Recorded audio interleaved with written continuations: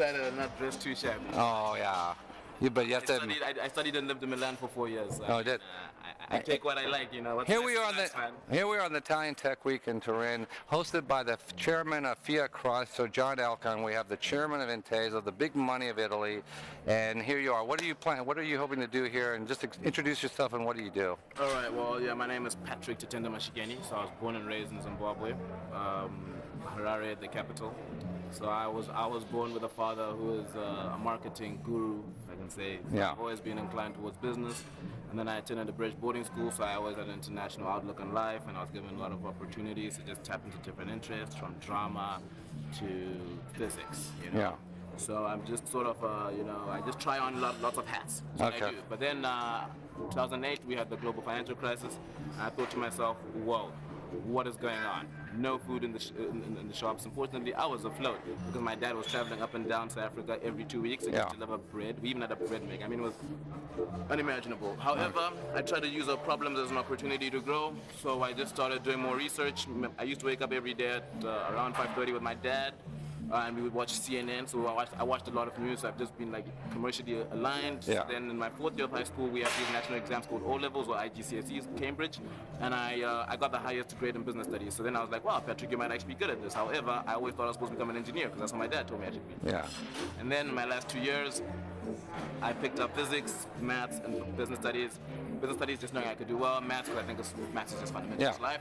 And then I actually halfway through my second last year of high school, I called my dad. I was like, Dad, I don't like physics. I just don't see myself wearing an overall. I'm more inclined towards commercial stuff and all that. Yeah. Then he was like, okay, cool, Patrick, you can pick up whatever you like. I picked up economics. It fit right into the time schedule. I graduated top of my class in economics. 1.5 years later, I picked the best school of economics I could find in Europe because I wanted to have access to travel and tap into different countries. I sent to Bocconi. 2.5 years later. Bocconi is a business school in Milan. Bocconi is a business school in Milan, so it's a private business school of economics. The full name is Università Commerciale Bocconi, Luigi Bocconi, who's the founder. And so yeah, I mean, I had an amazing time there because I met so many people from different nationalities who just, you know, were trying to do the same thing I was doing, you know, just tap into our potential. Yeah. However, during this time, Zimbabwe went into a liquidity crisis. Yeah. And I was experiencing technology here, which is like fintech, and just like a cheaper way of selling transactions. And one of my friends who's actually in Philadelphia told me, hey man, like, what do you think about this technology? I'm like, yeah, I know this technology. And then I'm like, wait, we could take it to Zim. And then, unfortunately, Zimbabwe. Oh, Zimbabwe. Zimbabwe. So then I had an internship offer with Google, actually. Yeah. It was a leadership program called the FOL program. And during this program, they sponsored my ticket to go to Zimbabwe to start it, even though my dad was against it. So I took 6 months off university. Yeah. I then finished my university just 2 weeks. I graduated 2 weeks ago, but... You just graduated 2 weeks ago. Just over 2 weeks ago. Yeah, I graduated 2 weeks ago because I took the 6 months off. So you know how people drop out of university? Yeah. I chose to drop off. Yeah. I knew I could come back, but I needed to solve that problem at that time. We didn't manage to fully execute the business, even though we integrated it. We had a client. However, due to the liquidity crisis, they couldn't import the machines because essentially Zimbabwe has no foreign currency. You didn't do import back of the United States, I would guarantee you. We couldn't. Yeah. We had no access. We had no access because essentially the RBZ, the Reserve Bank, approves the transaction. The Reserve Bank didn't have money, so it is what it is, you know. So you graduated 2 weeks ago. You are a Zimbabwean who speaks Italian, lives in the financial capital. I speak a little Italian, but you said, you were telling me when we started, your hero is Robert F. Smith, who may be watching this. Yeah. So so what do you like about Robert F. Smith? You're a Zimbabwean living in Italy, doing this conference of Italian Tech. So right now, I'm a digital strategy consultant. I advise companies on how they can use technology to improve their businesses. Currently work for CNH Industrial, which is the 4th largest capital goods industrial company. CNH? Yeah, CNH. Case New Holland? Case New Holland, yes. The tractor maker owned by Elkann. So you're working for John Elkann, who's the host? Indirectly, actually. So you're more connected to the host than any of these guys here in the room.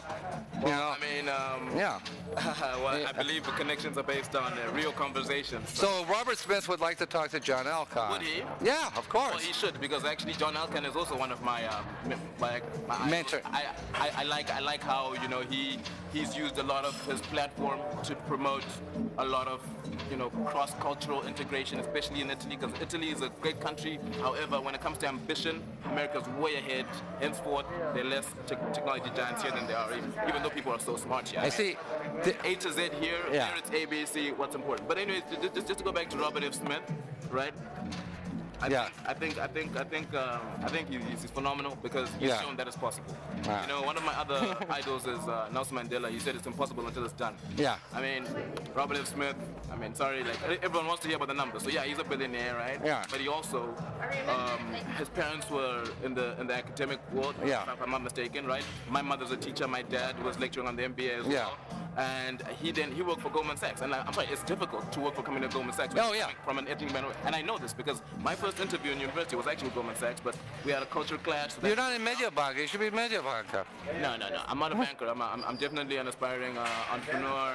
Aspiring, and I work for skills essentially. So I've done like 7 internships over the past 4 years, but I work for skills.